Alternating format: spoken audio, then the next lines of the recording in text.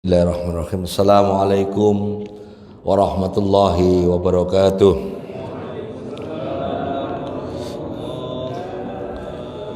Bismillahirrahmanirrahim. Alhamdulillah rabbil alamin. Assalatu wassalamu ala asrafil anbiya'i wal mursalin Sayyidina Muhammadin wa ala alihi wa ashabihi ajma'in, amma ba'du. Hadratul mukarramin, para alim, para ulama, jemaah Masjid Al-Barkah yang dirahmati Allah. Alhamdulillah kita bisa ketemu lagi dalam kajian fikih Madzhabul Arba'ah. Insyaallah ada 3 sesi terkait dengan haji dan umroh ini dalam sudut pandang fikih Madzhabul Arba'ah. Tidak lain tidak bukan kita ngaji fikih khususnya bab haji, bab umroh ini dengan tujuan pertama, bagi yang belum haji, belum berangkat haji, atau bahkan mungkin belum umroh, bisa jadi ilmu yang insya Allah akan dilaksanakan dengan sebaik-baiknya. Bagi yang sudah haji dan umroh, nanti kalau kelihatannya nggak cocok, loh kemarin dulu saya haji kok nggak kayak gitu, wah ini jangan-jangan bagaimana, jangan-jangan keliru, jangan-jangan kalau ada rezeki berangkat lagi insyaallah. Amin ya. Ya. Karena saya ngaji begini ini bukan tanpa risiko. Siapa tahu kalau wah Gus kok baru ngaji sekarang loh, baru memang disuruhnya sekarang kan gitu ya. Karena ngaji di sini kan tematik ya. Masuk bulan kurban kita bahas kurban, masuk ini bulan haji ya kita bahas haji. Nanti bulan depan kita bahas apa gitu yang kurang lebih sesuai dengan temanya ya. Nah, kalau Bapak buka kitab-kitab terkait haji dan umroh itu banyak sekali. Namun kebanyakan bukunya sudah jadi, artinya ya terjemahan, termasuk buku-buku saya yang ada 4 buku itu, dan alhamdulillah memang sudah cetakan, ada yang cetakan ke-9, ada yang cetakan ke-2, ada yang cetakan ke-3, bahkan ada yang cetakan ke-20. Artinya haji itu sesuatu yang istimewa sehingga persiapannya mesti bagus ya. Nah, di bagian pertama ini sengaja saya sampaikan nanti semacam pertanyaan kemudian dijawab menurut perspektif 4 mazhab. Supaya nanti kalau ada pertanyaan terkait haji, panjenengan Bapak Ibu yang hadir maupun yang mengikuti siaran Al-Barkah TV, ada logonya lagi sekarang ini. Ya maksudnya sudah mulai ada dimonetize, sudah bisa ada duitnya, followernya udah jutaan, termasuk jin dan termasuk jin main YouTube juga rupanya ya. Ya. Jadi nanti mudah-mudahan jadi ilmu ya, karena begini ya Bapak-bapak. Ketika haji itu semakin lama semakin sulit ya, dalam arti pihak otoritas pemegang izin itu kan Saudi itu sulit, itu maka haji itu semakin penting untuk kita ketika melaksanakan itu harus benar. Nah, harus benar. Karena sekali salah terus dan kita itu nggak ada yang bimbing, apalagi mutawif yang di sana ya sekedarnya, asal kebanyakan hanya seperti tour guide, hanya nganter tempat belanja kurma di mana, belanja ini itu di mana, minyak wangi di mana, hajar jahanam di mana gitu kan ya, kira-kira ya, yang beli hajar jahanam, yang suka beli hajar jahanam ya nggak ada gunanya nanti sampai mahal-mahal bayar, nungguin lama sampai di sana nggak cocok dengan yang dicontohkan oleh Nabi, atau minimal seperti yang dipendekatan menurut 4 mazhab ya. Kalau menurut Nabi nanti di materi 2 bulan yang akan datang saya tunjukkan haji kita versus haji Rasulullah. Ada paling tidak 30 perbedaan haji kita dengan Rasulullah SAW. Nah, kita mulai. Bismillahirrahmanirrahim. Fikih haji atau umroh dalam perspektif 4 mazhab. Mulai nomor 1, ini sering ditanyakan, ini kata mau berangkat ya. Biaya haji berasal dari sumber yang halal, bukan yang harta yang subhat tidak jelas atau haram. Ini menjadi syarat untuk pergi haji ya. Jadi kita kalau pergi haji, pergi umroh itu harus memastikan sumber biayanya itu dari yang halal ya. Makanya dulu kalau nggak salah, seingat saya ada orang yang ngumpulin hartanya itu nabung di drum atau kaleng minyak itu, masukin uangnya yang receh, yang logam, karena kalau kertas rusak. Harapannya itu uang halalnya, karena memang diambil dari harta yang sudah dikeluarkan infaknya, dikeluarkan zakatnya, terus ditaruh di situ. Sekian puluh tahun ngumpul duit, zaman itu langsung daftar ya, langsung tahun itu berangkat. Yang repot banknya, nerima uang receh segitu banyak ya, ngitung ya repot. Cuman pertanyaannya begini, kadang-kadang kita nggak tahu uang yang kita pakai bayar itu kecampur. Subhan. Makanya ulama mazhab itu bijak ketika menjelaskan ini. Kita sudah berusaha sekuat mungkin harta yang dipakai untuk biaya haji maupun biaya umroh itu yang halal betulan. Tapi siapa tahu kecampur-campur agak zalim dikit ya, nginjak kakinya kawan atau nginjak kakinya orang lain gitu. Sehingga nanti hukum hajinya itu seperti apa. Perlu saya sampaikan bahwa ketika kita berbicara fikih itu hukumnya cuma dua ya. Statementnya cuma dua, sah atau batal, udah itu aja ya. Kalau kita ngomong fikih itu pasti yang dibahas sah, ini sah, udah. Batal, udah itu aja. Fikih itu yang dibahas itu doang. Nah, oleh karena itu ketika pertanyaan nomor 1 ini menjadi penting, itu maka ulama mazhab Syafi'i, Maliki dan Hanafi mengatakan bahwa meskipun si pelaku haji ini, pelakunya ini perbuat maksiat ya. Kemudian ada harta yang dipakai itu kecampur harta yang haram, hajinya sah asal tawafnya bener, sa'inya bener, kalau wukuf ya wukufnya bener, kalau di Muzdalifah ya bener, di Mina ya bener, baik itu ketika lontar jumroh dan sebagainya bener, sampai tahalul bener, maka sah. Karena mereka ini empat mazhab ini bahasnya selama kriteria fikihnya dipenuhi ya sah. Tapi pertanyaannya apakah dapat pahala? Wallahu alam. Allah alam. Apakah dapat gelar haji? Dapat. Gelar haji itu kan hanya di Indonesia. Itu pun nanti saya ceritakan kenapa di Indonesia ada gelar haji itu. Ya karena kolonial Belanda itu kan ingin nandain orang-orang yang habis dari Mekah itu rata-rata militan. Nah supaya gampang nandainnya, intel-intel Belanda itu ya tempelin aja namanya haji di orang yang baru pulang haji. Sehingga nanti kalau ada apa-apa keributan di suatu tempat, hajinya pegang dulu, kira-kira gitu. Nah, tapi akhirnya itu jadi urf, jadi adat yang jadi hukum. Seakan-akan kalau pulang haji nggak dipanggil Pak Haji itu nesu, marah ya. Bu Haji, wah aku wis haji kok gak terus haji. Nah supaya paten lagi pecinya pakai putih. Nah, udah.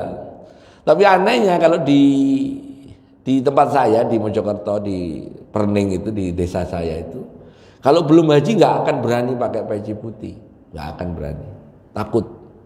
Karena nanti dikiranya nanti kita itu menjadi khilah, seakan-akan dipanggil haji kan kita diam saja itu, walaupun pakai peci putih, walaupun belum pergi haji.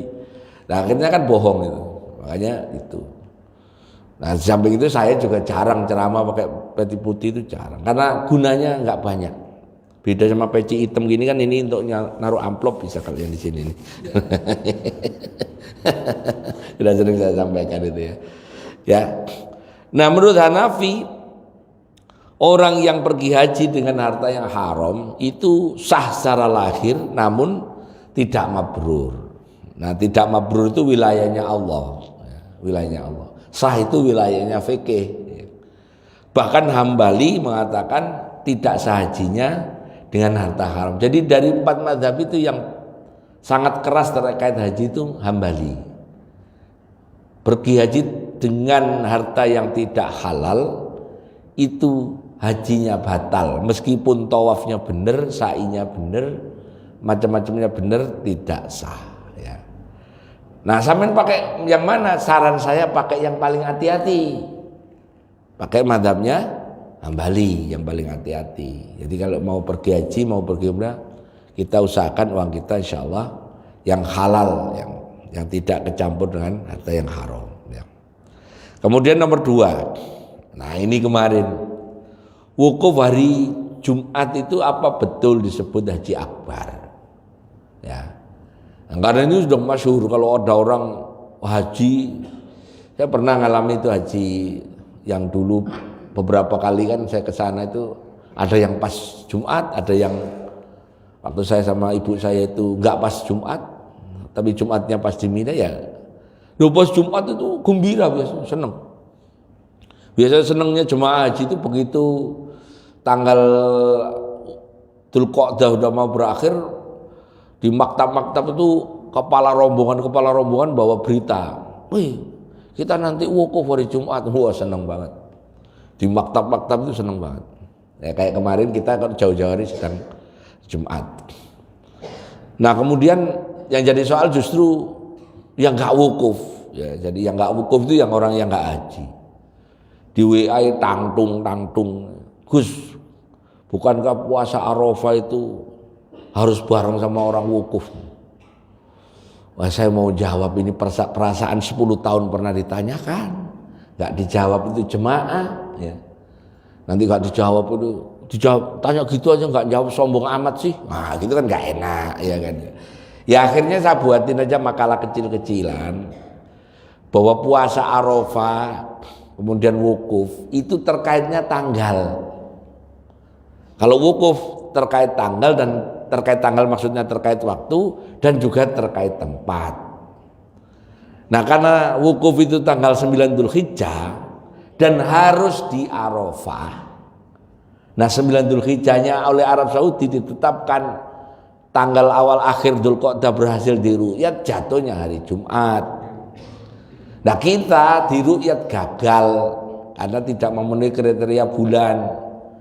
Bulannya nggak sampai 2 derajat, elongasinya kurang dari 6 derajat, akhirnya nggak bisa diru'yat. Maknanya digenapkan Dzulqa'dahnya dari 30. Akhirnya tanggal 9 Dzulhijjah di kita Sabtu. Nah, karena puasa Arafah itu terkait dengan 9 Dzulhijjah, ya kapan 9 Dzulhijjah di tempat kita?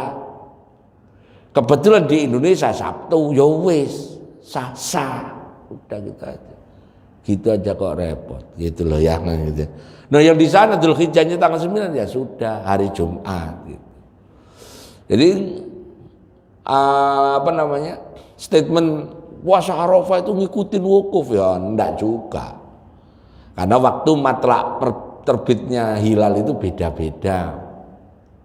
Hilal itu ngikutin matahari tenggelam.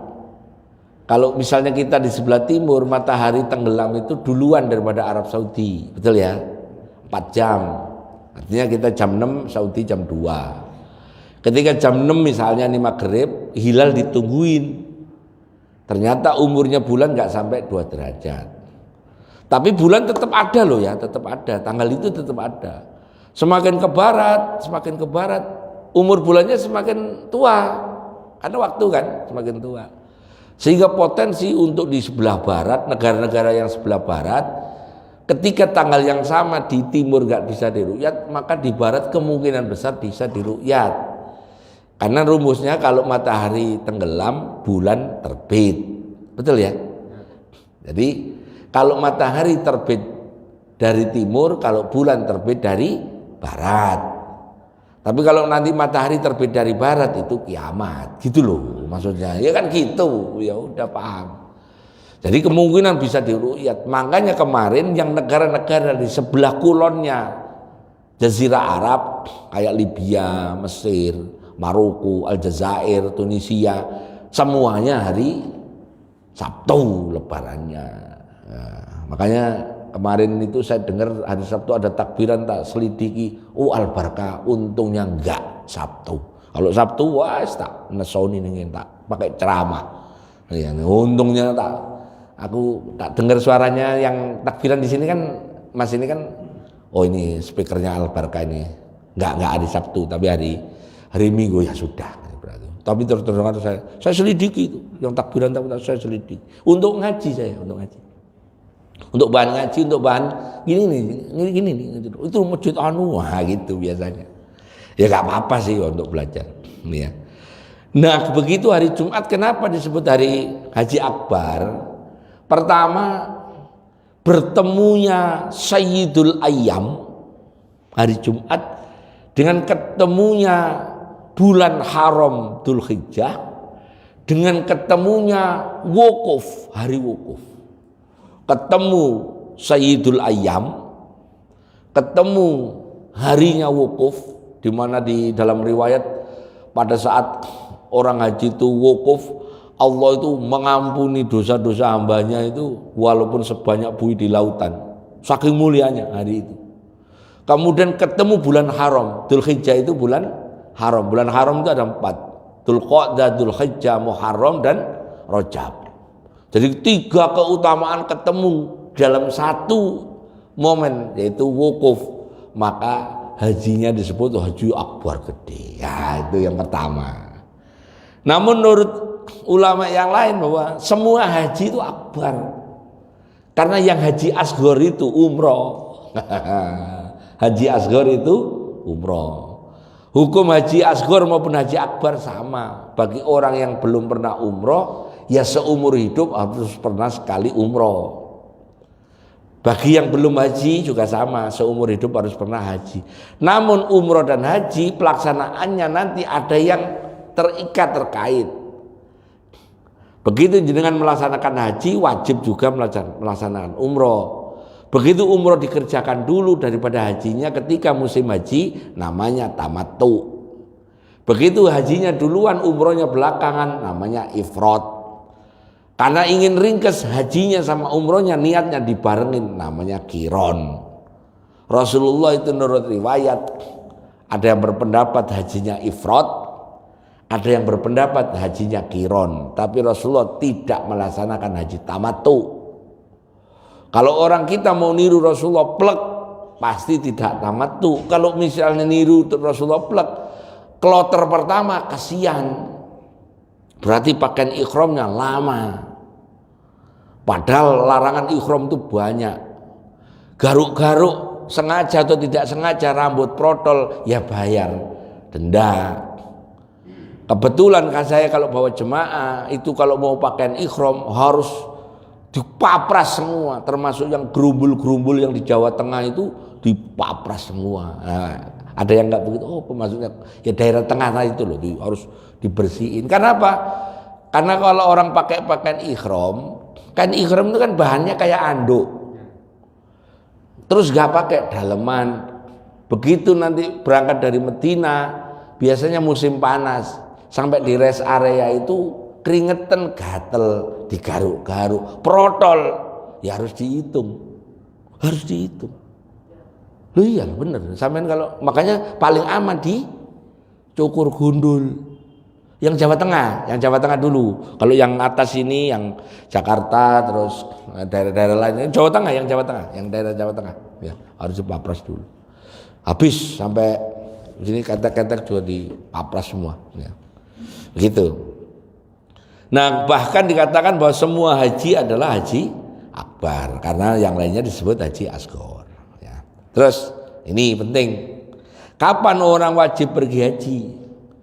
Di semua mazhab pasti memasukkan kapan seorang pergi wajib haji itu dengan prinsip bahwa ketika seseorang itu istita'ah. Dalilnya walillahi 'alan nasi hajjul bait man istata'a ilaihi sabila. Itu dalilnya. Nah, kemudian ketika bahas istita'ah, berarti kalau haji syaratnya istita'ah, di samping memang harus Islam, harus sehat, harus balik, harus merdeka. Nah, ketika dibahas istita'ah ini penting nih, ya. Ternyata menurut mazhab Hanafi, istita'ah itu orang ini punya bekal baik untuk dirinya ketika berangkat haji selama di sana, sama bekal untuk yang di rumah yang ditinggal. Tapi karena konsepnya di pertanyaan pertama tadi adalah harta yang ditinggal adalah harta yang dipakai adalah harta halal, semuanya yang dipakai yang ditinggalkan di rumah halal semua ya. Nah, kemudian istitoah yang berikutnya itu adalah sehat badannya dan tidak wajib bagi orang yang sakit untuk pergi haji.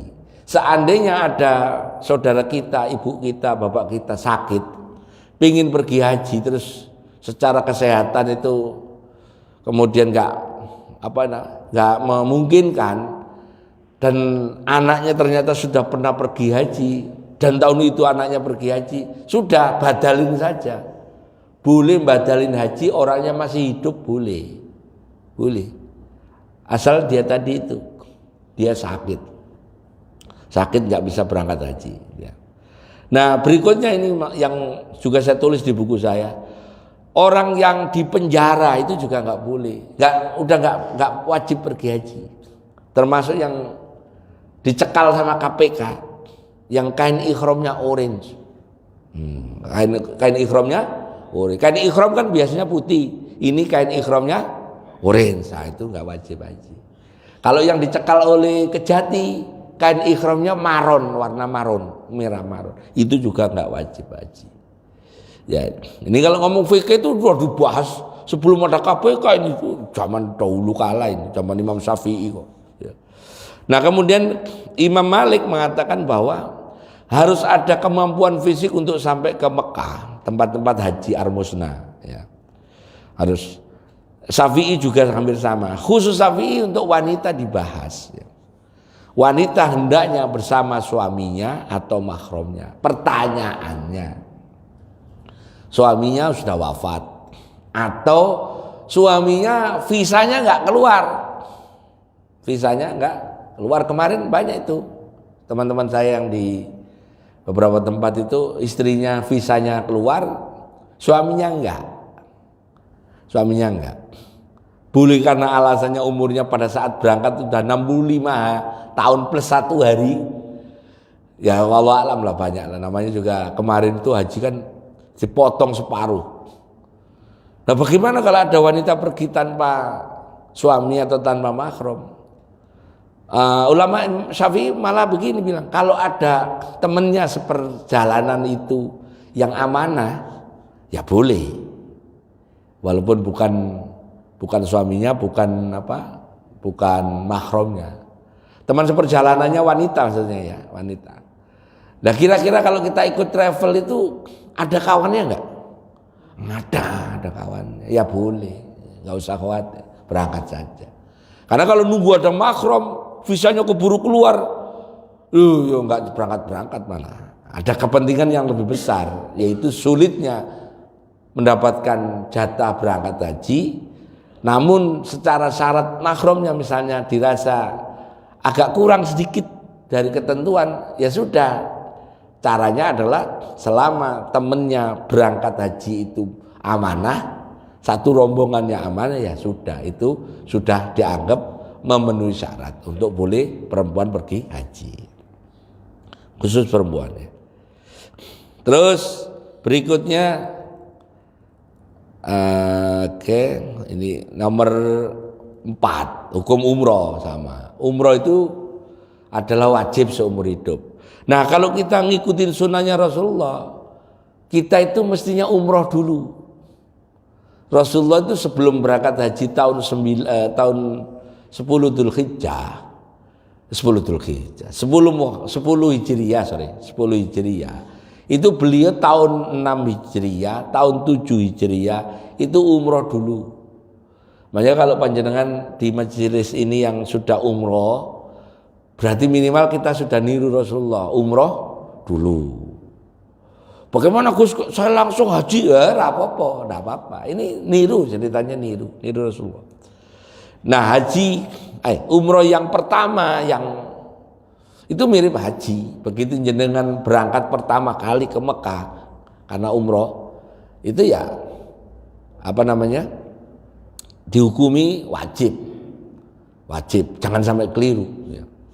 Bahkan menurut kitab usul fikih, orang pergi ke Mekah dengan tujuan apapun, ya, orang pergi ke Mekah dengan tujuan apapun harus pakai pakaian ihram. Harus pakai pakaian ihram. Misalnya gini loh, Pak Sony mau ganti pintu Masjidil Haram, dapat order pintu kan, beliau bikin kusen, dapat order bikin pintunya Masjidil Haram. Nah karena beliau harus nganter sendiri, kontraknya kontrak bisnis dengan pengelola Masjidil Haram. Karena aturan di fikih itu jelas, orang Islam yang pergi ke Mekah apapun tujuannya harus pakai pakaian ihram. Nah kemudian karena wajib pakai pakaian ihram, rumus siapa orang yang berpakaian ihram dari mikot maka harus dilanjutkan tawaf, wajib. Karena tawaf sudah dikerjakan, wajib dilanjutkan sa'i. Kalau wajib sa'i sudah, maka untuk membatalkan ihramnya tadi harus bercukur, namanya tahallul. Dibuka dengan ihram, ditutup dengan tahallul. Mirip dengan sholat, dibuka takbiratul ihram, ditutup dengan salam. Karena orang pakai pakaian ihram itu perkara yang halal jadi haram. Kayak orang sholat begitu takbiratul ihram, perkara yang halal jadi haram. Contoh ngomong kalau di luar sholat halal, tapi masuk di dalam sholat haram. Maksudnya nggak boleh ngomong biasa yang selain bacaan sholat. Sama dengan haji. Nah pasti berarti harus umroh kalau begitu. Ya, harus umroh. Nah ya, termasuk di sana kan ada kontraknya Wika itu. Ya kalau nggak salah ada pekerjaan Wijaya Karya yang di Masjidil Haram itu, konstruksi. Saya pernah ketemu teman saya. Loh, ngapain Mas? Kok pakai helm proyek gitu. Iya ngerjain ini ada proyek dikit gitu.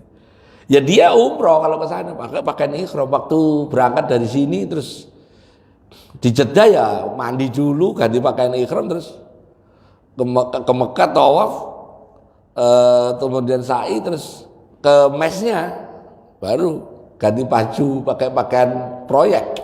Ya gitu. Nanti Pak Sony juga gitu kalau ganti. Nggak usah pintunya lah, engselnya lah. Nganterin engsel ke Mekah luar biasa. Ya Allah alam, siapa tahu iya kan gitu. Namanya orang kan, websitenya dia diselihat di seluruh dunia. Websitenya beliau, iya. Wajib ya hukumnya. Nah, nomor 2 cara haji ini yang sering supaya jenengan untuk refreshing aja bagi yang sudah pergi haji. Haji itu ada 3 yang tamattu, ini terkait dengan haji dan umrohnya ya. Kalau umroh tersendiri terpisah adalah tanda kutip wajib seumur hidup sekali dan boleh di luar musim haji kalau yang umroh terpisah. Tapi kalau mengerjakan haji pasti wajib juga ngerjakan umroh.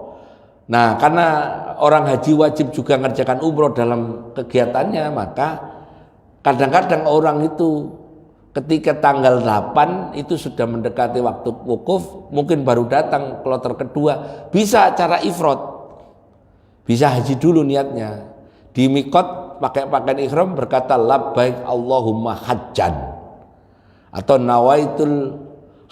nawaitul haji wa akhramtu bihi lillahi ta'ala, saya berniat haji dan saya berikhram karenanya Allah Ta'ala. Kalau untuk dirinya sendiri, kalau badalin labbaik Allahumma umratan an bapaknya namanya siapa yang disebut, labbaik Allahumma labbaik, begitu. Haji dulu namanya ifrad. Kalau hajinya kemudian umroh dulu terus hajinya berikutnya adalah tamattu. Ini untuk kloter pertama. Kloter pertama itu kan Hamin 18 di Medina. Selama 8 hari di Medina, berarti dari dia berangkat umroh dari Medina ke Mekah itu kurang lebih menuju tanggal 9 Dzulhijjah wukuf itu 10 hari. Kalau 10 hari pakai cara ifrad, Bapak bayangin itu, bawa istri pula. Waduh. Sementara makannya itu daging semua, keliengan itu, keliengan. Ya. Keliengan betul, ya, bener. Apalagi udaranya kan panas, begitu masuk kamar adem itu ya berat kalau pakai pakaian ihram. Makanya ambil tamattu. Tamattu itu maknanya seneng, gembira. Wa mal hayatud dunya illa mata'ul ghurur. Mata itu dari kata-kata itu, kalimat mata. Tamattu. Terus oleh orang Indonesia karena orang haji itu enak ya, bangun terus ke masjid, pulang, makan, terus tidur, terus makanya terus disingkat tamattu. Tangi mangan turu. Tamattu. Ini hanya orang Jawa ya, haji kita itu. Hajinya itu bangun ke masjid sholat, pulang, makan. Kan di restoran makan. Karena makan kenyang, yang ngudut dulu di lobi, ke kamar, layar tidur. Dengar suara adzan, bangun, ke masjid lagi, zuhur, ternyata restorannya siang sudah buka, makan lagi, layar tidur. Tangi mangan turu, tamattu. Gitu ya. Nggak ada, cuma di buku fikih nggak ada itu, itu karangannya aja, karangan orang-orang. Ya. Nah, haji yang bareng qiron namanya. Ya. Nah, bagaimana Rasulullah mengambil haji? Rasulullah itu menurut satu riwayat qiron, ya, karena beliau itu sa'inya, tawafnya cuma sekali, diniatkan bareng. Sedangkan Fatimah tamattu, ya, anaknya kan ngajak ibu putrinya Fatimah. Khadijah ifrad. Aisyah ifrad, ya. Ya, kemudian rukun haji sama umrah bedanya cuma di sini aja. Enggak ada wukuf.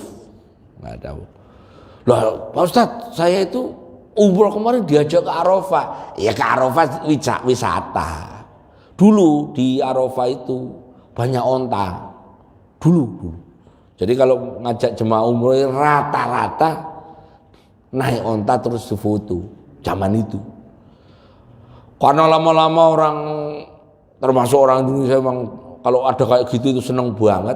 Akhirnya banyak orang-orang Badu itu nyawan onta. Akhirnya sepanjang lapangan Arafah itu telek unta kabeh.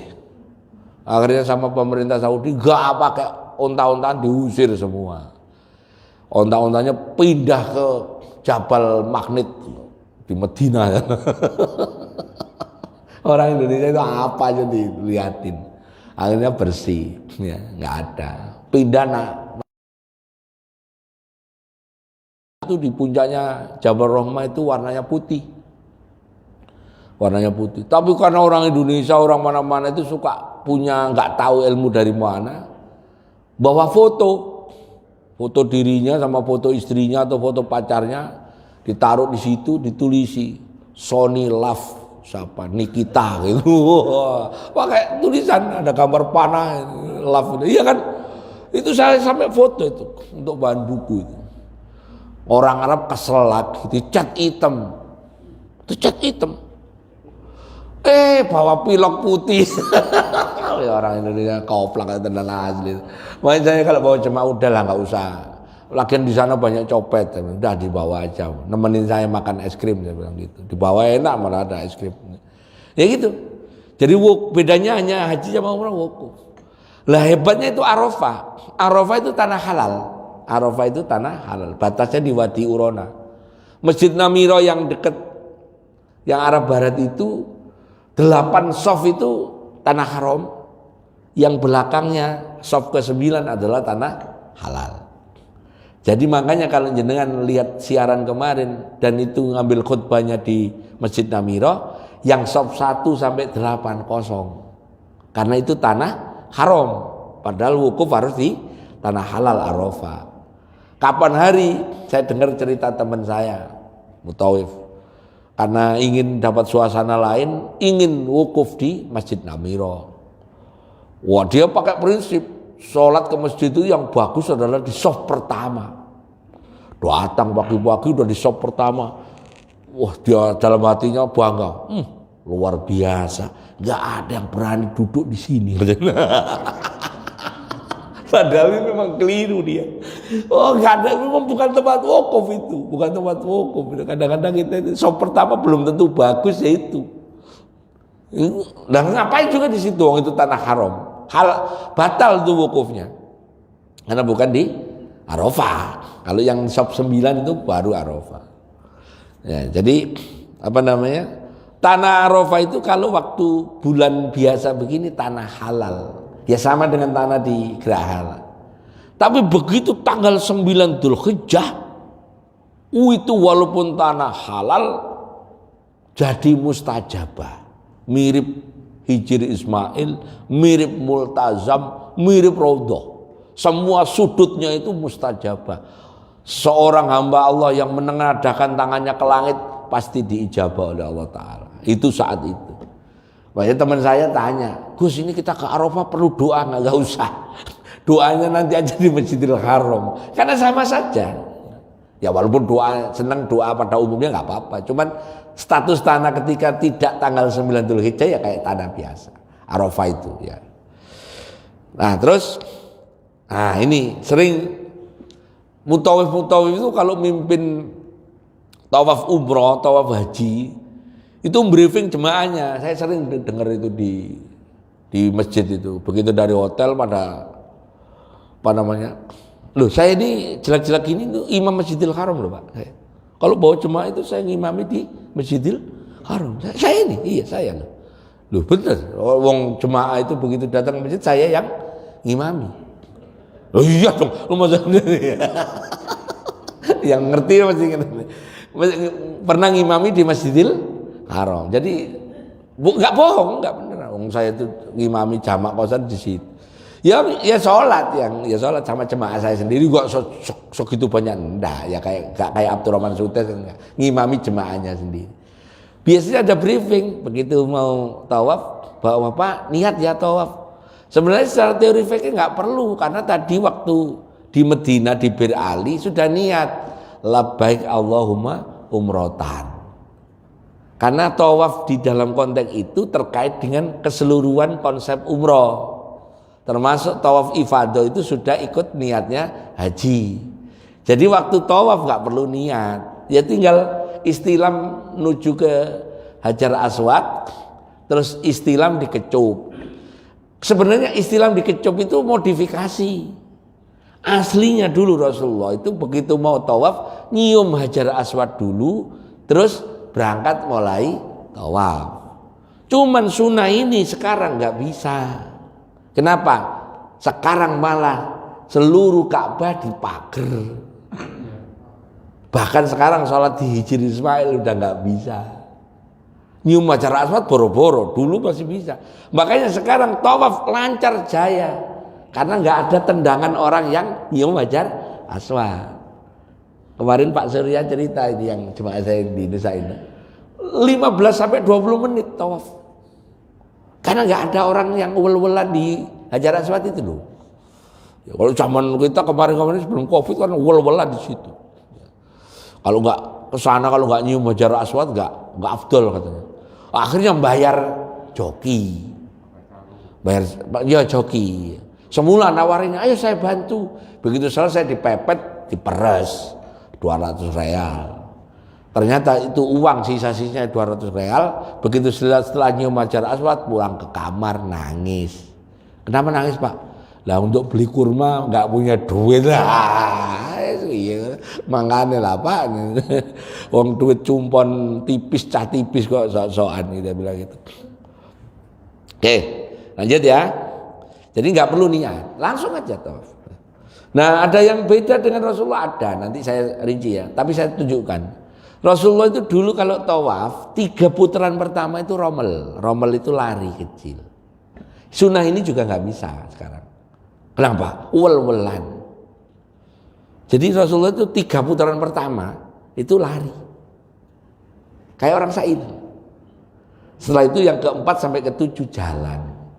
Padahal itu sunnah itu, sunnahnya haji itu. Tapi itu nggak bisa sunnah itu kita kerjakan. Jangankan putaran 3 lari, kita di rukun Yamani ke mana Hajar Aswad lari aja nggak bisa kok, karena saking padatnya ya. Itu salah satunya yang hilang. Nanti kita bahas 40 kita yang nggak sama dengan Nabi dalam haji. Terus nah ini amalan haji dan seterusnya ini nanti langsung saya masukkan. Nah ini niatnya dari mikot.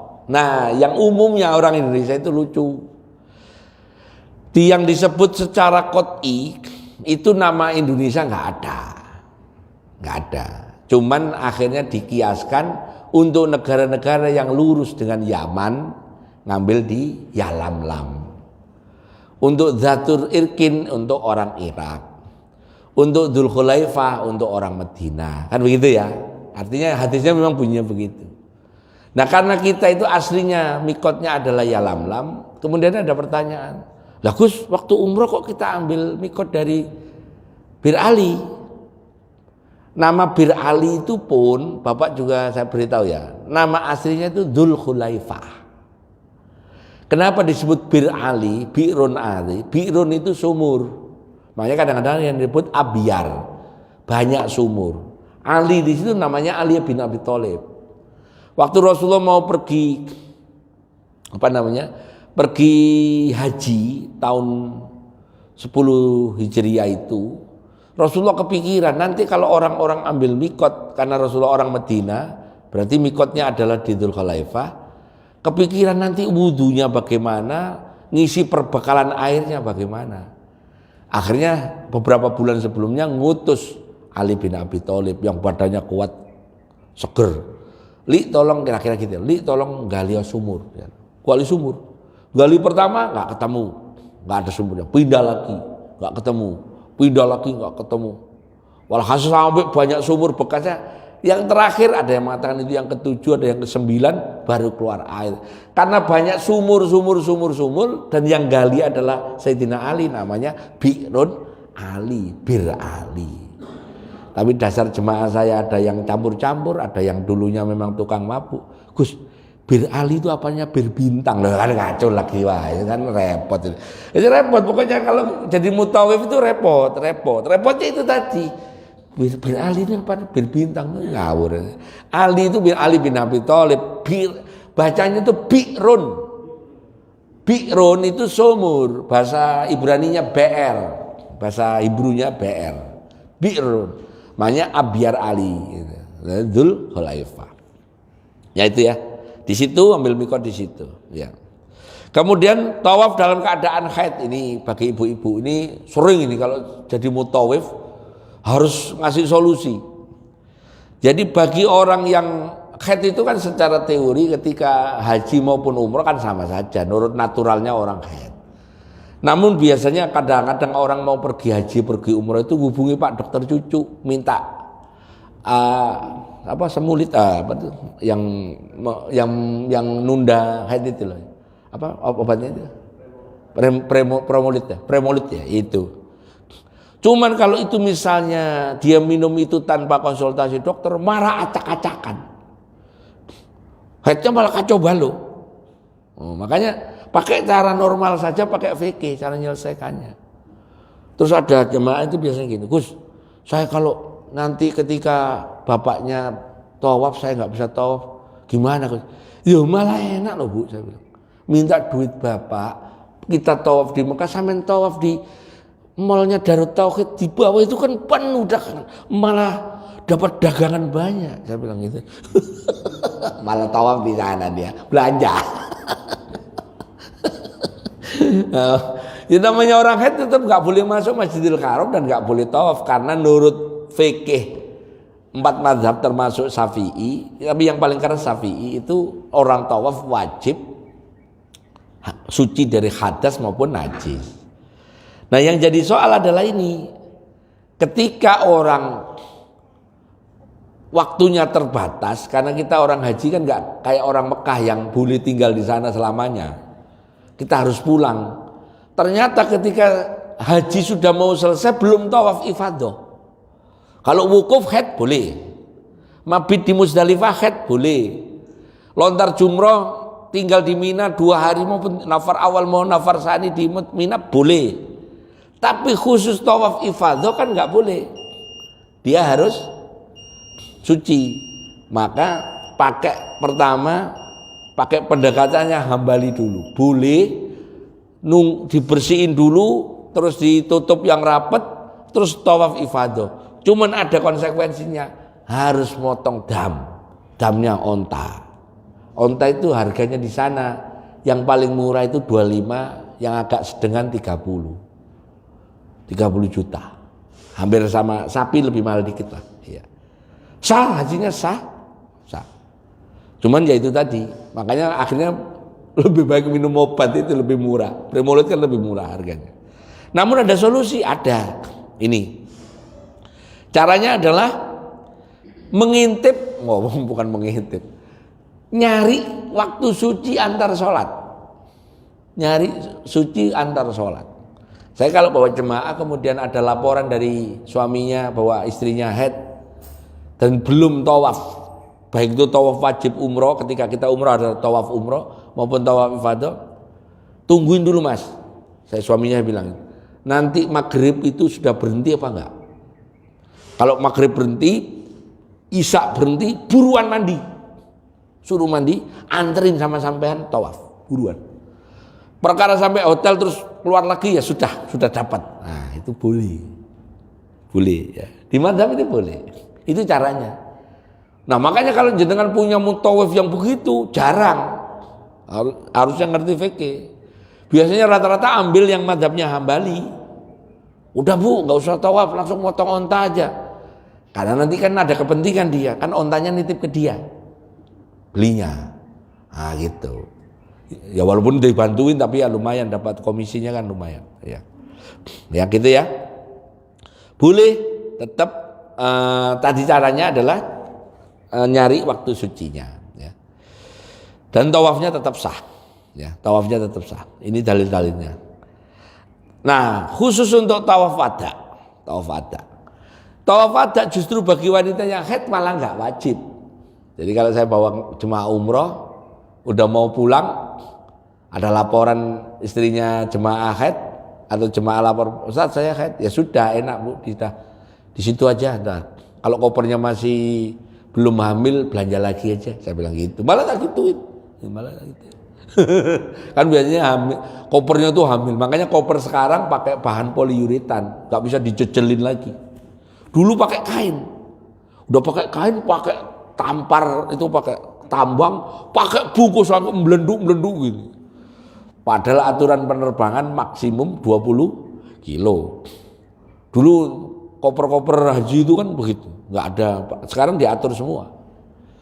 Air zam-zam dimasukin di situ. Sekarang nggak ada cerita. Air zam-zam jangankan seliter, setetes pun dimasukin koper nggak boleh. Gitu.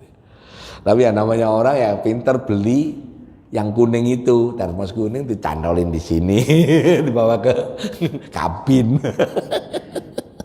Padahal sampean beli zam-zam pakai Tokped ada di sini banyak. Oke, kalau tawaf wada untuk perempuan haid malah nggak wajib. Tapi bagi yang nggak haid wajib. Bagaimana kalau nggak tawaf wada?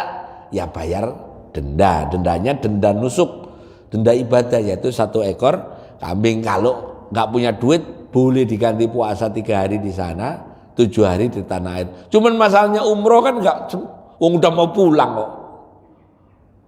3 hari di sana gimana? Ya nggak bisa. Berarti kalau bawa jemaah umroh ya harus wajib bayar dam. Nah kambing di sana 300 real. 300 real itu kali 5.000 1,5 juta, murah. Titipin nanti pakai akad wakil, disuruh nyembelahin mutawif di sana. Boleh. Nah cukur yang afdal bagi laki-laki itu gundul, bagi perempuan sekedarnya. Cuman yang jadi soal begini, sampean pergi haji tamattu. Waktu tamattu habis ikhram dari Medina, tawaf, sa'i, cukur kan? Saran saya jangan langsung gundul. Nanti aja. Karena kalau waktu umroh sudah gundul, waktu haji cukur, yang dicukur apa? Paham enggak maksud saya? Udah gundul. Makanya jangan, nanti aja nyukurnya. Di Mina atau boleh, atau di waktu setelah tawaf ifadah baru gundul. Kalau gundul nyukur apa? Masalah ya. Ya kalau saya ya pakai guntingnya dilewatin seret, seperti pura-puranya motong. Yang perempuan juga diambil dikit, gitu aja. Afdol bagi laki-laki gundul. Halq kalau bagi perempuan taksir yang pendek saja. Nah nomor 9 itu sering juga ngoleskan parfum. Ini sering ribut. Kata Ustadz saya nggak boleh pakai parfum kalau mau pakai ihram. Boleh, cuman di badan. Jangan di kain ihram. Jangan di kain ihram. Walaupun ada yang mengatakan boleh di kain ihram di pakaian menurut mazhab Syafi'i, tapi makruh. Jadi habis mandi ya semprotin minyak wangi yang wangi semua, nggak apa-apa. Tapi ketika kita masih belum tahallul, kalau sudah pakai ihram ya nggak boleh, karena akan nanti kena denda. Ya. Nah mandi sunnah ini termasuk di walaupun yang haid, misalnya haid mau umroh, mau ihram, mau haji, mau umroh ya tetap disunahkan mandi. Mandi sunnah ini banyak ya bapak-bapak. Ya, mandi sunnah ini banyak. Mau sholat id itu mandi. Mas kemudian habis mandi sunnah itu habis mandiin jenazah mandi. Mau sholat Jumat mandi. Kemudian mau sholat. Nah yang keempat ini jangan. Habis sembuh dari gila jangan. Ya ini habis sembuh dari gila itu juga sunnah mandi. Cuman jangan. Yang nomor 4 ini jangan. Loh ini bilangin ke Pak Sosin nggak ketawa. Nah, karena habis gila itu sunnah mandi. Cuman jangan harus waras kita harus waras ya. Jangan ya. Kemudian nih langsung tak beginiin ya biar sampai mengerti ya. Hukum haji coba yang paling enteng Syafi'i tarawih itu sedapat-dapatnya duit, sedapat-dapatnya biaya tarawih. Jadi bahkan kalau di Syafi'i itu misalnya mohon izin punya duit, kemudian ada yang lebih penting daripada hajinya boleh ditunda. Dan ini pernah dilakukan oleh Hasan Basri. Hasan Basri itu mau pergi haji. Terus ada tetangganya itu yang ketahuan miskin, lama banget. Akhirnya uangnya yang untuk pergi haji dikasihkan semuanya ke orang fakir itu. Walhasil ketika musim haji berlangsung, ada murid-muridnya Hasan Basri, lihat Hasan Basri di Mekah. Waktu pulang, ya Syekh, kemarin pergi haji? Enggak. Loh, kok ada di sana? Nah, itu kelasnya wali. Jadi kelasnya wali itu gitu. Tapi sampean juga jangan suka-suka sok-sokan ngaku begitu. Enggak kelihatan Jumatannya di Mekah. Malah enggak masuk akal. Di sini Jumatan jam 12, di sana masih jam 8. Ngaku-ngaku enggak Jumatan di Al-Barkah karena alasannya Jumatan di Mekah. Malah lucu. Lah berarti kamu di sana sholat duha. Bukan Jumatan. Oh, dari alasan kok enggak Jumatan di Mekah enggak masuk akal. Ya. Umroh sama ya. Nah ini hampir semua perbedaan nih, termasuk talbiyah, termasuk ini. Ini saya mau sorot yang nomor 13. Suci ketika tawaf. Yang mewajibkan cuma satu Hanafi. Cuman yang Syafi'i, Maliki, Hambali itu syarat. Artinya kalau nggak pakai beratan syarat, karena kalau kita nggak memenuhi syarat malah nggak boleh melaksanakan itu. Mulai dari Hajar Aswad, sholat harus di luar khatim. Nah dulu waktu Masjidil Haram itu belum dipagar itu Ka'bahnya seperti sekarang. Jemaah sering saya larang kalau sedang tawaf jangan pernah tangannya ditempelin ke Ka'bah. Tahu alasannya? Alasannya Ka'bah itu disemprot parfum. Ka'bah itu disemprot parfum. Kalau tangannya sampai tempelin begini, tangannya kena parfum, berarti hukum ihramnya kelanggar satu. Pakai wewangian. Itu ya. Gitu. Makanya kalau tawaf ya tawaf aja. Teman penyakitnya enggak itu sekarang, bawa tongsis. Tawaf sambil live streaming.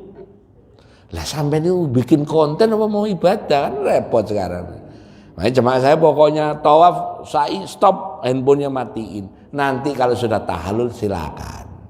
Sayang duit sampean umroh kan paling enggak 30 juta atau haji 40 juta kok. dipakai kayak gitu. Lagian sampai bikin konten gitu ya nggak nambah juga penghasilannya, ya udah nggak usah ya. Hanya karena iseng-iseng tiru. Kemudian tawaf jalan kaki bila mampu. Jadi tawaf itu wajibnya jalan kaki. Walaupun tawaf jalan kaki, dulu Rasulullah waktu tawaf naik onta. Nanti di materi haji kita lawan Rasulullah. Walaupun tawaf itu lebih bagus jalan kaki, namun Rasulullah itu dulu waktu tawaf haji wada itu naik onta.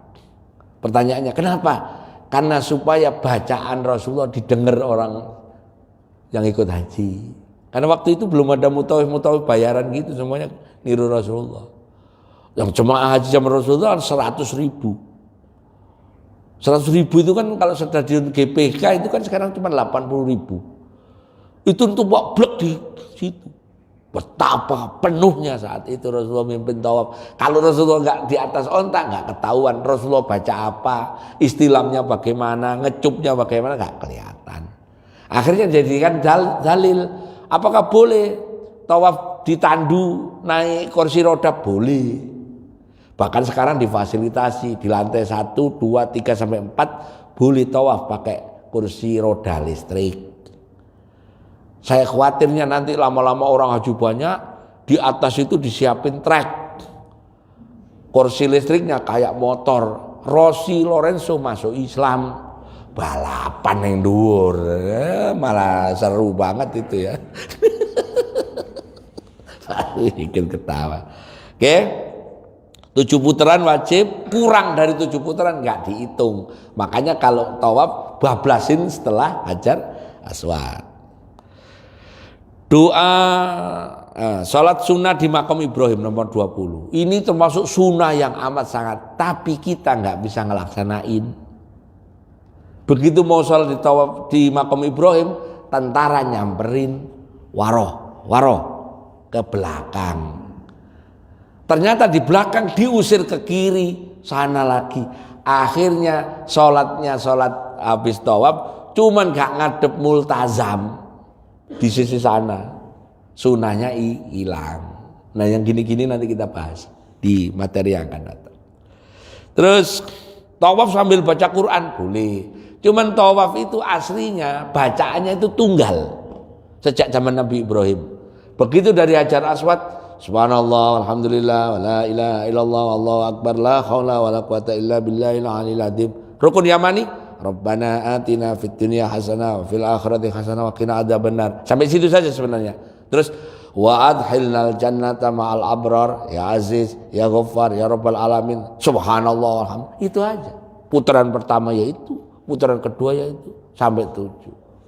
Lah Gus Arifin nulis buku putaran 1 doanya itu. Putaran ya enggak apa-apa, bukunya tetap sampean beli. Bacanya itu enggak baca juga boleh. Nah kalau bukunya nggak dibeli kan, itu royalti saya dari situ. Kalau ngarepin amplop dari masjid ya tipis banget, saya bilang gitu. Ya udah, akhirnya tetap beli. Akhirnya cetakan ke-20, buku saya itu, masya Allah. Terus tawaf umroh, sa'i sudah tawaf ya.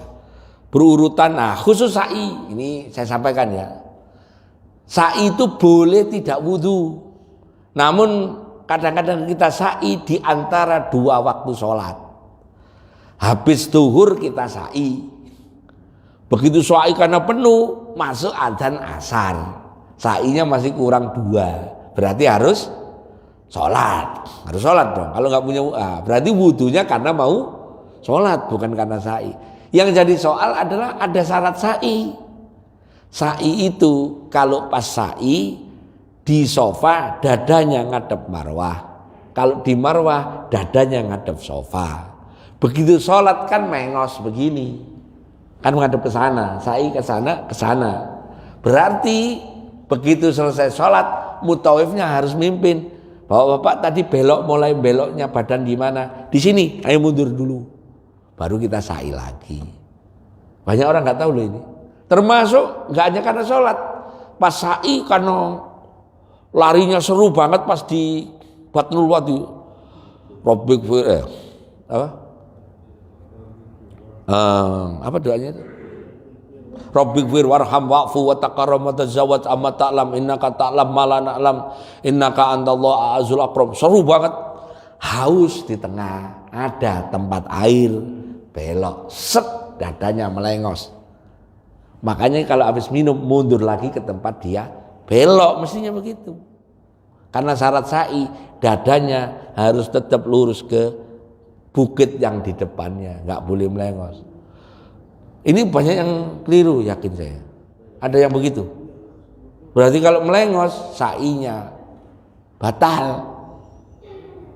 Padahal, waduh, kayak gitu. Dulu nggak hanya belok, main toksis gini. Saudara-saudara, kita bersama jemaah sedang, kacau balau. Dan ini harus ada yang ngingetin mutawifnya. Ini kita lagi sa'i loh, jangan belok-belok loh. Kapan hari saya kebetulan ngajak anak-anak saya, satu keluarga. Begitu di Batnul Wadi itu malah ada jemaah Afrika, itu malah begini, kayak orang mau atlet itu loh. Pas di garis itu begini. Begitu lo lari kenceng. Wah, ini sarap lagi nih orang ini nih. Kayak orang lari itu loh, kalau lari yang jongkok begini ya. Di baris jadi berdua lari kenceng-kencengan. Wah, sarap ini, jangan ditiru ini. Wong edan, saya bilang gitu. Lari kenceng-kencengan, ngaco itu. Ya kan yang di situ kan yang sunnah adalah yang laki-laki rommel, yang perempuan jalan. Ada yang nanya, Gus kenapa sih dulu di sini Rasulullah itu lari? Dulu waktu zaman Rasulullah tempat ini jeglong, melengkung begini loh. Namanya Batnul Wadi. Batnul itu perut, wadi itu oasis. Melengkung begini, yang 50 meter itu. Karena ini lengkungan, kalau orang jojok itu apa bahasa Jawa? Turun, pasti harus lari karena nahan badannya. Waktu naik nanjak harus lari lagi, ya. Makanya itu sunnah tetap dianggap sunnahnya karena itu fi'li, maka kita pas di situ lari. Asalnya itu. Dulu jeglongan itu. Ibu Hajar juga begitu dulu. Ya itu. Ya sa'i begitu ya. Nah, kemudian cukur, kemudian dan seterusnya selesai ya. Nanti kita akan bahas di bagian kedua adalah yang bagian kedua lebih menarik lagi pertanyaan-pertanyaan yang sering disampaikan. Tafadhol masykuran, silakan kalau ada yang bertanya. Monggo. Silakan. Kalau sudah kayaknya sudah paham semua deh, ini kayak sudah paham nggak usah. Ya. Monggo. Ada dokter ya? Pak dokter betul itu ya? Biasa. Oh, biasanya di Cirebon biasanya. Iya. Monggo. Saya awalin aja deh. Monggo Pak Sony. Assalamualaikum Gus. Mengenai ini syariat haji dan menikah sama-sama wajib. Iya. Nah, kita utamakan yang mana? Lebih afdolnya haji dulu atau menikah dulu? Terutama yang masih berumur 20 tahun, sampai 27 lah ya. Iya. Pemuda-pemudi. Iya. Itu aja. Assalamualaikum warahmatullahi wabarakatuh. Waalaikumsalam. Kalau pakai madzhab Syafi'i nikah dulu. Tuh. Tarawih. Selesaikan yang wajib-wajib dulu semua. Baru haji. Tapi karena kuota ini sulit, sekarang anak-anak yang balik-balik udah pada daftar. Iya kan? Iya. Akhirnya boleh jadi dia haji dulu baru nanti nikahnya. Ya nggak apa-apa. Tapi kan ngomong afdol ini, ngomong cerita afdol nggak afdol kan? Afdolnya memang nikah dulu supaya kalau nanti sudah nikah, kalau berhaji berdua, kan istrinya ada suaminya. Kan syarat istitoah bagi perempuan tadi didampingi oleh suami atau mahramnya. Begitu ya tadi itu. Konteksnya itu nanti. Tapi secara ngomong afdolan menikah dulu. Belum nikah haji, ya nggak apa-apa. Siapa tahu di sana dapat jodoh, kan gitu. Namanya orang kan nggak tahu. Bener loh itu ada jemaah itu yang sama-sama bujang. Ternyata satu rombongan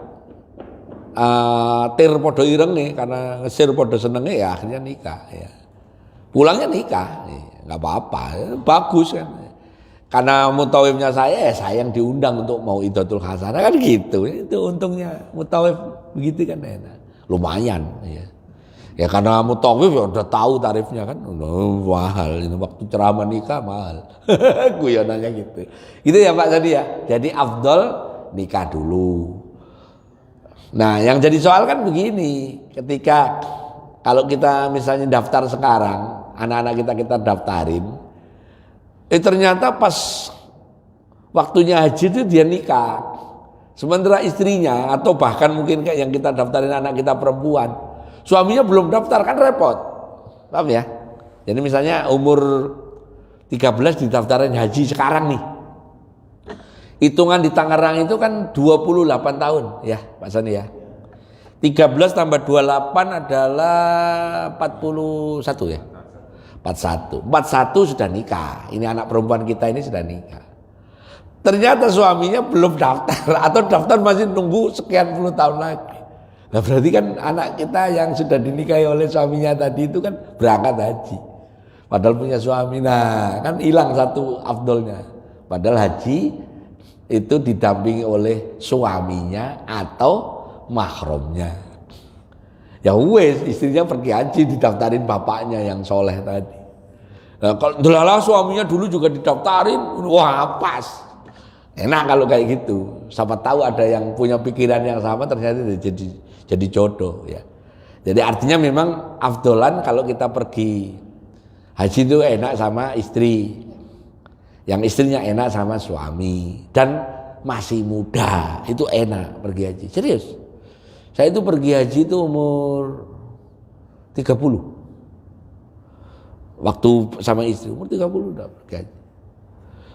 Nah, dulu pergi haji kan langsung bayar langsung berangkat tahun 2003 itu langsung berangkat, masih muda itu, masih itu bawain makanan dari lantai 1 ke lantai 7 nggak pakai lift. Sekarang buru-buru wes gawon dewe. Hotel-hotel di Mekah itu kan liftnya kecil-kecil ya kan, untuk orang 5 gitu kayak saya begini ya penuh dan sering mati. Makanya harus bawa handphone karena begitu mati teriak-teriak. Ya kalau ada nenek-nenek yang bareng haji kita temenin di lift, siapa tahu liftnya mati. Kan gitu. Sudah stres deh. Ya gitu ya Pak Sani. Jadi jawabnya afdol nikah karena di Syafi'i itu wajibnya tarohi. Ada keterangannya nih di bawah, sorry. Tarohian itu apa sih? Tarohian boleh diakhirkan untuk memenuhi kewajiban yang lain dulu.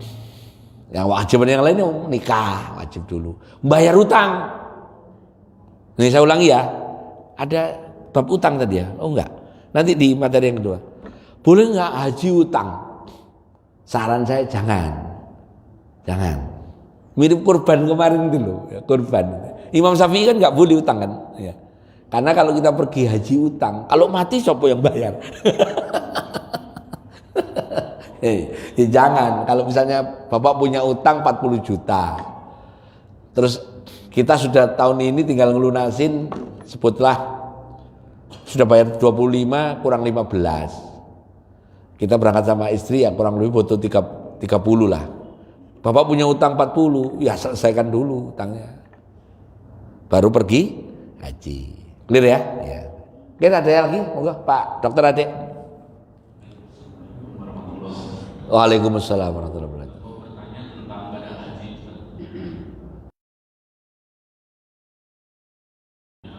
Karena saya dengar ada beberapa perbedaan.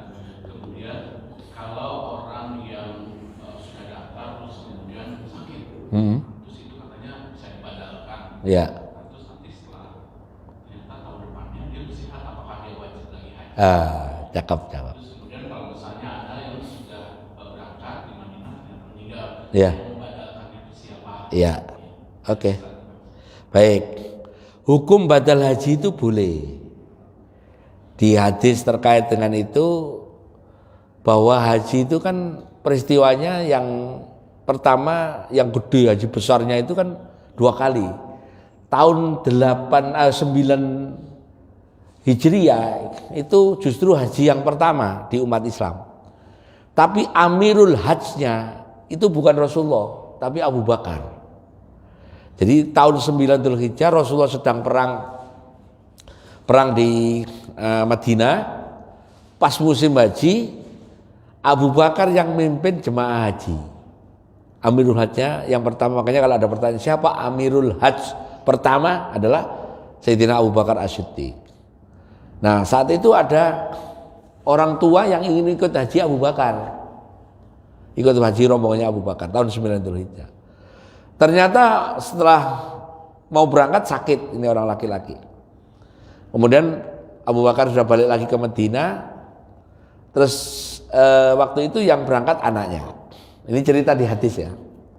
Nah tahun ke-10 Hijriah anaknya ini lapor Nabi, ya Rasulullah dulu ayahku mau pergi haji bersama Abu Bakar, cuman keburu meninggal. Rasulullah nanya, bukankah kamu dulu pergi haji sama Abu Bakar? Iya. Ya udah kamu gantiin. Tahun ini berangkat lagi sama saya. Tahun 10-nya, kan 9-nya kan udah berangkat. Nah berarti badal haji itu unik.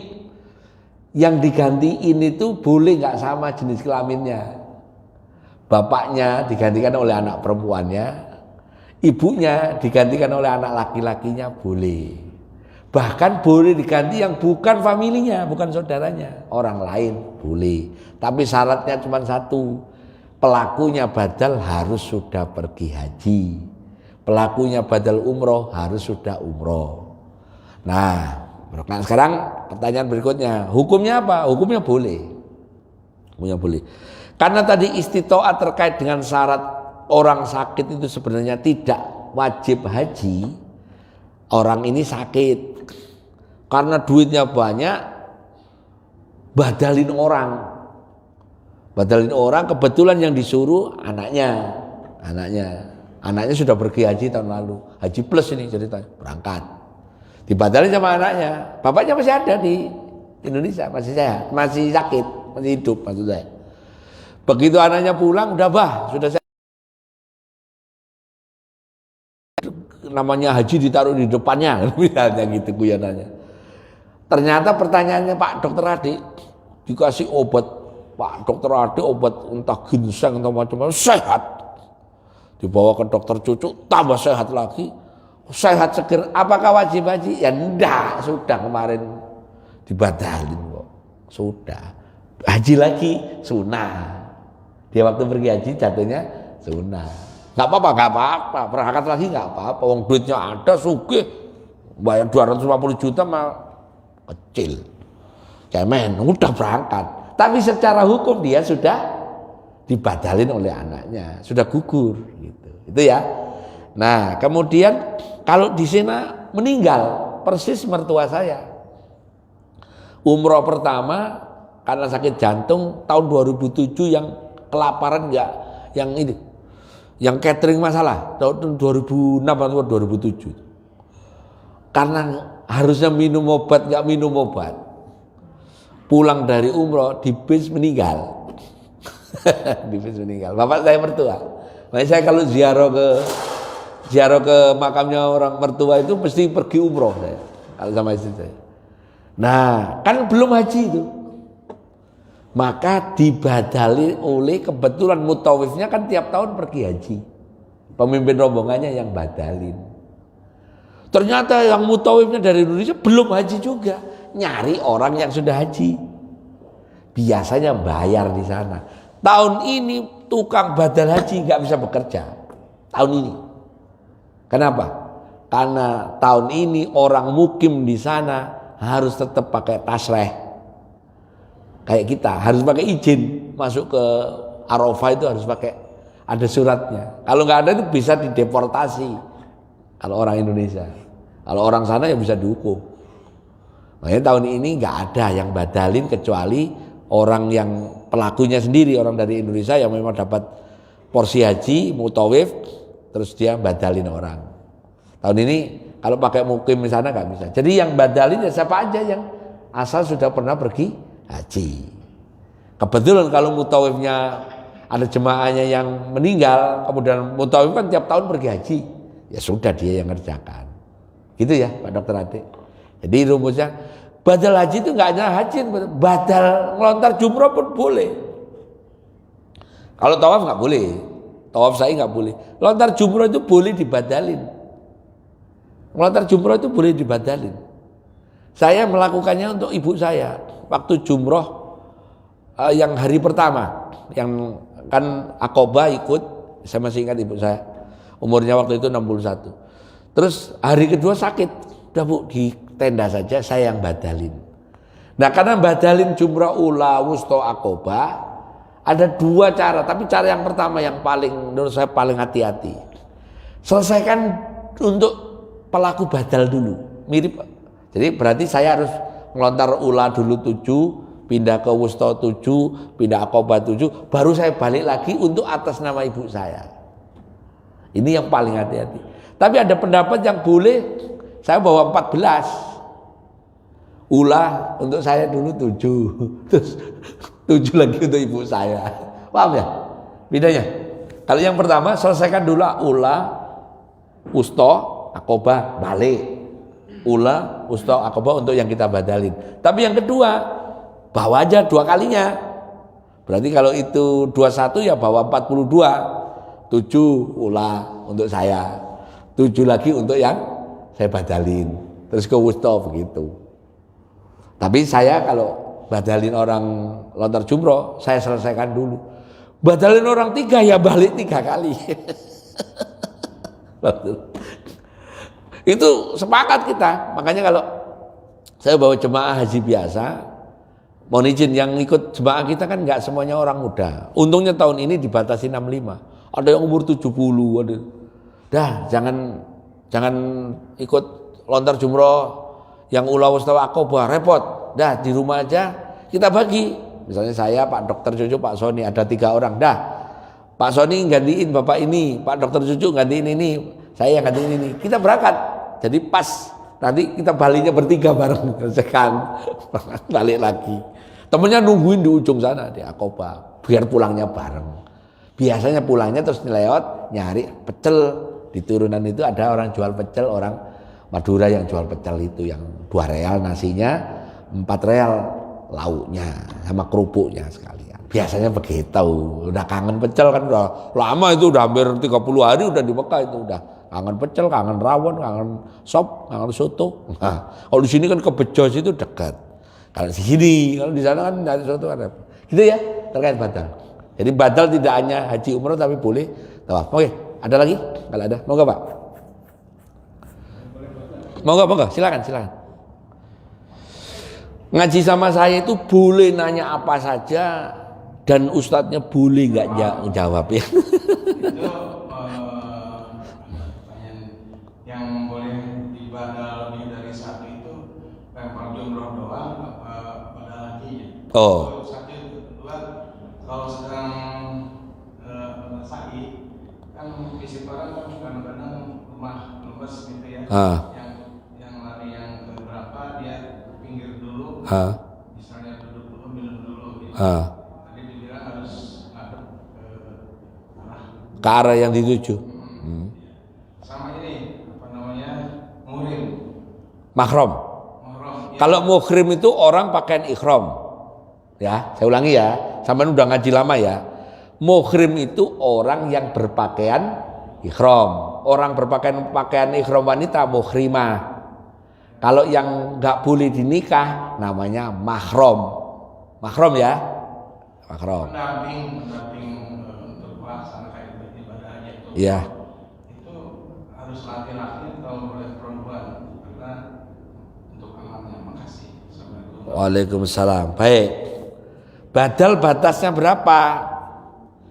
Kalau haji ya cuman sekali dia bisa badalin tahun itu. Nggak boleh 2 orang. Jadi misalnya gini, saya udah pergi haji, insya Allah tahun depan misalnya berangkat ya. Mungkin kakek saya, buyut saya ada yang belum haji nih ceritanya. Maka saya bisa hanya badalin haji kakek saya aja. Atau kalau memang kakek saya mau, nenek saya mau kita badalin ya pilih salah satu. Karena musim hajinya cuman saat itu. Beda sama umroh. Kalau waktu haji kan kita bisa umroh berkali-kali tuh. Pingin badalin ini umroh wajibnya sudah, umroh untuk sunahnya untuk saya sudah, terus masih badannya masih sehat ke Tanim, ngumrohin kakek, besok ke Tanim lagi ngumrohin nenek, boleh kalau kuat. Kalau kuat boleh. Kalau umroh ya, umroh berkali-kali itu loh. Umroh berkali-kali itu saran saya jangan untuk diri kita, umrohin orang lain. Boleh, karena memang haji kan cuma satu eventnya. Wukuf cuma satu, nggak ada 2 kali. Tawaf ifadah cuma satu. Tawaf sa'i wajib rukun haji cuma satu. Jadi ya hanya bisa gantiin satu. Tapi kalau badal ngelontar jumroh bisa 4, bisa 5, bisa 6, tergantung kekuatan. Misalnya lontar jumroh Aqobah dah. Jemaah saya ada 10. Yang 5 nggak kuat untuk lontar jumroh Aqobah. Yang jemaah yang 3 laki-laki nggak mau suruh badalin misalnya. Berarti saya harus badalin lontar jumroh Aqobah untuk 5 orang nenek-nenek, kakek-kakek yang di tenda. Ya saya bawa sebanyak jumlahnya kerikil 7 kali jumlah jemaah saya. Kebetulan karena saya 5 bawa 35, saya bawa 7. Saya bawa 42 kerikil. Jadi waktu lontar jumroh Aqobah untuk saya sendiri 1. Bismillahirrahmanirrahim 1, ceplok 7 1. Terus saya batal atas namanya si fulan 7. Terus yang nomor sampai 5 itu boleh. Karena memang boleh, itu boleh. Boleh lontar jumroh itu boleh dibatalin. Tapi kalau haji kan cuma sekali. Gimana? Enggak boleh seorang tukang yang badalin untuk niatnya 2 orang enggak boleh. Yang salah satu pasti batal. Gitu ya. Nah, yang dimaksud pendamping itu apakah yang bagusnya mana? Yang bagus mahram memang suaminya. Kalau perempuan. Kalau laki-laki kan nggak perlu pendamping. Haji sendirian, backpacker sendirian boleh. Kemarin kan ada orang yang bawa sepeda itu kan, orang dari mana itu? Pergi haji bawa sepeda. Tahun ini ada yang bawa sepeda itu. Tapi saya yakin pulangnya naik pesawat itu, gempor kalau pulang lagi. Kan viralnya kan kalau mau berangkat kan enak. Jadi kalau misalnya pendamping itu yang bagus ya suaminya. Tapi kan tadi kondisinya sudah saya sampaikan di depan. Boleh jadi visanya istrinya keluar, visa suaminya nggak keluar. Akhirnya dia berangkat tanpa suaminya atau tanpa mahramnya. Berarti pakai pendekatan yang tadi saya sampaikan, di mazhab Syafi'i boleh asal ada teman seperjalanan yang amanah. Teman seperjalanan yang amanah itu ya teman travelnya itu yang sudah sering manasik bareng ya amanah, ya sudah nggak apa-apa. Ya pendampingnya kalau perempuan ya perempuan, bukan laki-laki yang lain, jangan, nggak boleh. Ya harus perempuan, pendampingnya harus perempuan kalau perempuan. Karena nanti ke Raudhah yang dampingin kan perempuan. Kan gitu. Kira-kira itu ya Pak, mudah-mudahan terjawab. Ya, ada lagi? Silakan. Oh, sa'i capek berhenti dulu boleh. Tapi jangan lama-lama berhentinya. Kalau pertanyaan saya di WA ini ada jemaah sa'i 4, mohon maaf, mencret. Ini kemarin lucu nih saya ucap waktu haji kemarin. Pulang ke hotel, kebetulan haji plus dia. Begitu karena sudah tawaf ifadah ya. Karena sudah tawaf ifadah kan boleh ganti baju kan ya. Artinya ya sudah lontar jumrah Aqobah, tahallul 1, sudah tawaf ifadah, mau sa'i yang terakhir itu loh. Mencret. Pulang. Dia tentam pulang terus minum obat. Ngantuk. Padahal masih 3 lagi. 3 lagi. 4 pulang. Mencret, berak dulu di Marwah itu kan ada toilet tuh. Terus gak kuat, pulang dia. Nginep di Movenpick. Movenpick itu ya yang di Tower Zam-Zam itu. Nah, mungkin bawa dokter dari dokter cucu, diminum obat anti mencretnya. Ngantuk. Obat mencret kan ngantuk, tidur dia. Teman-temannya udah selesai, udah tahallul semua, udah gundul semua. Dia, kok pada gundul? Loh kamu kan kurang 3. Sudah sehari. Ya suruh balik. Nyelesaikan sisanya. Boleh. Aslinya ya harus boleh. Sebelum pulang harus diselesaikan. Dia kalau belum menyelesaikan sa'inya gak boleh cukur. Belum tahallul kedua dia. Harus selesaikan. Ya, maksudnya itu kan berhenti. Ya harus segera. Kalau misalnya berhentinya sebentar. Laya-laya saya pernah. Tuh. Sa'i yang keberapa gitu capek karena waktu itu tawaf yang umroh yang keberapa gitu. Malam-malam diajak, Gus ayo kita ke Tanim yuk. Ya namanya jemaah ngajak, ya ayo. Saya buka kain ikhram, mandi, turun ke bawah, naik taksi. Bertuju, udah jam 12 malam. Jam 12 udah ngantuk nemenin jemaah. Jemaah kalau nggak dibimbing kan kesian. Udah tawaf, lancar karena lancar. Pas sa'i saya berhenti dulu, capek. Ya karena saya berhenti, yang 6 ikut berhenti. Yang nyender ngadep ke sana. Nah, setelah minum, oke kita sehat lagi, dah mundur lagi, ngadep lagi ke sana. Boleh. Udah selesai jam 3 itu saya ingat saya. Saya mulai jam 11, jam 3 selesai. Jam 10 udah di Tanim. Yang paling dekat kan ambil mikot di Tanim, Masjid Tanim itu yang paling dekat itu. 10 real naik taksi balik-balik. Tapi saran saya kalau jangan naik taksi, bayarnya nanti kalau sudah nyampe, udah balik-balik kan. Jangan dibayar di sana, tinggal pergi. Misalnya Asyara kulu, masing-masing. Oh ya, berangkat. Sampai sana dia minta uang, jangan dikasih dulu. Suaya. Begitu sampai Mekah baru bayar. Kalau kita bayar di Tanim, ditinggal pergi. Kita nyari taksi lagi, repot. Tahu sendiri sopir-sopir Arab kayak gitu kelakuannya. Ya kayak gitu ya. Jadi boleh sa'i itu begitu. Yang penting memang sa'i itu sudah ibaratnya orang kan paling ringan, nggak perlu wudu, nggak ada bacaan khusus, ya udah jalan fisik aja. Clear? Mudah-mudahan terjawab. Ada lagi? Ya, sambil nunggu jam 7 kita akan datang tamunya. Udah datang tamunya? Belum ya? Ya, belum datang. Oke, nggak apa-apa. Ya, ada lagi silakan Pak. Kalau enggak kita sambil nunggu. Kalau monggo Pak. Terkait puasa tanggal 9. Ye. Sebelum 9 Hijriah itu haji pertama, apakah ada riwayat juga menyebutkan ada puasa di sana? Puasa tarwiyah. Puasa Arafah. Ya. Puasa Arafah kenapa? Ya, apakah sebelum musim haji pertama di 9 Hijriah itu? Kan 9 Hijriah puasa pertama Iya. Apakah ada juga puasa? Oh, baik. Tahu maksudnya saya. Makanya tadi saya cerita puasa Arafah itu terkait dengan tanggal. Bukan kewajiban. Sunahnya puasa tanggal 9 Dzulhijjah itu ada di tahun kedua Hijriah. Tahun kedua Hijriah itu sudah ada haji belum? Belum. Sudah ada puasa Arafah. Sudah ada puasa tanggal 9 Dzulhijjah. Sudah. Dua Dzulhijjah. Bareng dengan kurban.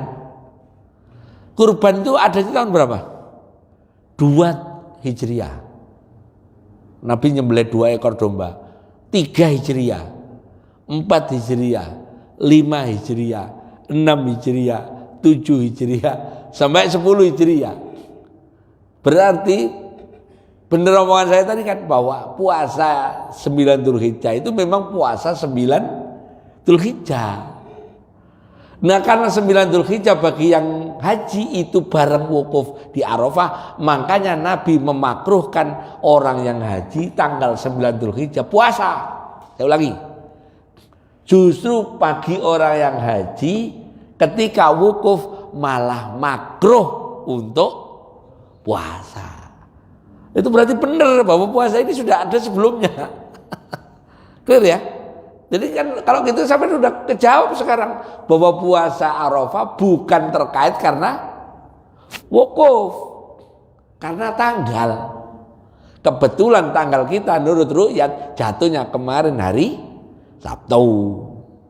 Di sana tanggal 9-nya hari Jumat. Gitu kan Pak? Nah itu. Jadi puasa sunnah itu mulai ada bareng puasa fardu. Kapan? 2 Hijriah. Puasa Ramadan yang pertama 2 Hijriah. Puasa Syawal 6 hari yang pertama 2 Hijriah.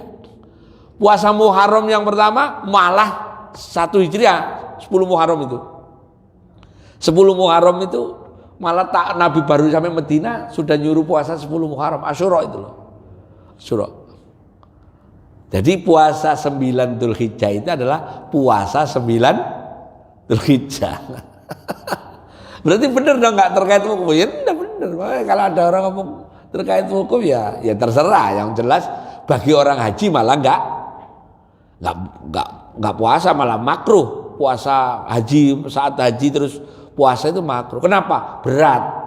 Di samping itu orang haji semuanya musafir. Dan orang yang haji ketika di Armusna hari Jumat nggak ada Jumatan, nggak ada Jumatan. Clear ya Pak? Mudah-mudahan terjawab ya. Ada lagi sebelum kita doa? Monggo Pak. Tarwiyah tanggal 8. Ada yang melakukan dan ada yang tidak. Bagi haji, iya betul. Gini, tarwiyah itu termasuk sunnah fi'liyahnya Nabi ketika haji. Rasulullah itu melakukan tarwiyah. Jemaah haji Indonesia itu banyak yang melakukan tarwiyah atau ada yang melakukan tarwiyah, tapi cara nirunya nggak total, nggak niru Rasulullah. Rasulullah itu subuh di tanggal 8 di Mina, keluar nanti besoknya tanggal 9 habis subuh, tepatnya duha. Lah orang Indonesia ambil tarwiyah di Mina, datang agak siangan duhur, pulang ke Arafah subuh. Oh kan nggak cocok. Kalau mau niru Nabi, niru betulan, jangan banci. Itu sering saya sampaikan kalau saya bawa jemaah, mau tarwiyah, mau tak anterin malam ini, dah subuh di sana. Yang jemaah enggak, ya enggak. Besok aja tanggal sore kita berangkat ke Arafah, gitu kan? Supaya cocok, kalau mau niru cocok. Dan hukumnya sunnah saja. Tapi ada juga kadang-kadang travel yang sok-sokan, kita harus niru Nabi secara niru kok hanya tarwiyahnya. Yang lain kan nggak ditiru. Contoh, ini nanti di materi yang akan datang. Rasulullah itu dari semua umrohnya dan hajinya itu selalu bawa kambing dari Medina. Nggak ada yang niru loh ini. Yakin niru Rasulullah? Prek, raene. Pak Sony mau bikin acara nanti tahun depan, pergi haji niru Rasulullah. Beliau nggak naik pesawat, naik onta. Ibaratnya naik onta, beliau sama istri. Langsung tak callingin semua TV. Ada jemaah Al-Barakah yang mau niru ittiba Rasulullah, niru nabinya Rasulullah. Beliau onta dari Taman Safari 2, 1 untuk terus bawa kambing 2 untuk istrinya. Begitu mau berangkat, di-shooting semua TV-nya. Saudara-saudara, kami berada di depan Masjid Al-Barakah untuk pemberangkatan seorang jemaah Pak Sony yang juragan Husain akan merasakan haji niru Rasulullah. Naik onta, saudara-saudara. Disiarin tiap 1 jam breaking news. Pak Sony sedang di tol menuju Merak. Nah, begitu sampai Merak masalah. Onta nggak bisa renang. Udah nggak bisa. Makanya nanti ada 40 kita yang nggak bisa niru Rasulullah. Apakah keliru? Enggak. Memang udah nggak fit, nggak cocok, dan nggak bisa dilaksanakan. Sampai bayangin seandainya mungkin orang nekat ya. Salah satu sunnah itu adalah membawa hewan dari tanah air ya. Berangkat, nggak usah naik onta lah, kayak Pak Sony tadi, naik pesawat. Karena saya berangkat sama istri, saya beli kambing 2 kan. Karena mau naik pesawat, kambingnya saya mandiin wangi. Kan setiap travel punya seragam batik, kambingnya dikasih batik juga. Karena nggak boleh dimasuk bagasi, kambing terpaksa naik ke kabin. Dikasih sama Garuda atau Saudia di bangku paling belakang. Saya sini wedhus loro. Nah, kan masalah meneh. Ini enggak masuk akal. Nah, yang gitu-gitu ya, Pak. Tarwiyah itu. Makanya kalau ada ya mohon izin, bukannya saya ngeledek. Ada travel sok-sokan, travel kita sesuai sunnah. Saya enggak begitu. Enggak begitu dong ngomongan itu. Itu hanya karena mau nyari pelanggan, klien atau mau niru betulan, enggak akan bisa. Enggak akan bisa. Bahkan sa'i yang model lurus begitu aja juga enggak. Sa'i yang betulan Nabi dulu nginjak gunungnya betulan. Oh, sekarang gunungnya udah dikasih kaca. Sofa itu ditutup kan? Dipagerin kan? Enggak bisa. Begitu ngeklaim niru, nggak bisa. Rasulullah dulu waktu sa'i naik onta. Sekarang naik onta ke masjid, ke Arafah aja onta nggak boleh masuk, apalagi ke Masjidil Haram. Ada lagi, Rasulullah itu setiap datang ke Mekah jam berapapun dari 4 kali umroh itu, kalau tawaf nunggu duha. Kalau tawaf nunggu duha. Misalnya saya dari Medina jam 12 siang sampai Mekah jam 10 malam, saya harus nunggu besok baru tawaf. Kalau niru Rasulullah begitu. Yang terjadi gitu enggak. Jam 8 sampai hotel, check in, bagi kunci, masuk, istirahat sebentar, kita perintah makan. Makan kan? Makan, briefing sebentar, jam 12 turun tawaf. Bener enggak? Enggak cocok. Rasulullah enggak gitu. Nunggu besok duha baru tawaf. Ada 40 besok tak tunjukin sampean. Makanya nggak usah sok-sokan. Pokoknya haji itu akhirnya kan rumus. Yang penting rukun jangan sampai nggak dikerjakan. Wajib usahakan dikerjakan. Kalau wajib ditinggalkan harus bayar dam. Nggak gitu. Akhirnya haji nyaman. Enak. Clear ya? Kita doa ya sambil kita nunggu tamu kita. Mudah-mudahan kita semua yang belum haji, belum umroh bisa berangkat haji, berangkat umroh. Yang sudah haji umroh, insya Allah kapan-kapan kita bisa berangkat lagi dengan rezeki dari Allah Ta'ala. Al-Fatihah. A'udzubillahi minasyaitonir rajim. Bismillahirrahmanirrahim. Alhamdulillahirabbil alamin arrahmanirrahim. Iyyaka na'budu wa iyyaka nasta'in ihdinas siratal mustaqim. Siratal ladzina an'amta 'alaihim ghairil maghdubi 'alaihim. Doa kafaratul majlis. Subhanakallahumma bihamdika asyhadu an la ilaha illa anta astaghfiruka wa atubu ilaik. Allahumma afiq ila aqwamit thariq. Assalamualaikum warahmatullahi wabarakatuh. Ala Muhammad sallallahu alaihi wasallam sallallahu alaihi